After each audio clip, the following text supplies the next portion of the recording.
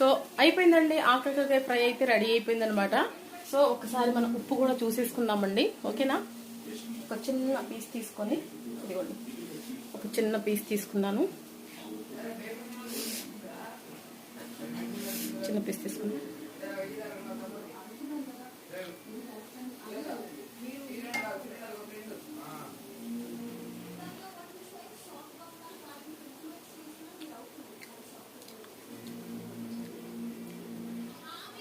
Super అండి, నిజంగా పంట కింద ఉల్లిపాయ ఆకాకరకాయ ఫ్లేవరు ఎక్సలెంట్గా ఉంది. ఉప్పు కూడా సరిపోయింది, కొత్తిమీర కూడా వేసేసుకున్నాం కదా. ఇప్పుడైతే మనం సర్వింగ్ బౌల్లోకి తీసేసుకుందాము. సో ఓకేనా?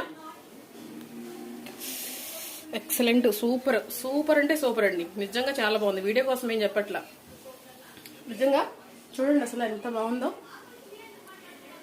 సర్వింగ్ బౌల్లో తీసేసుకుందామండి. ఓకేనా?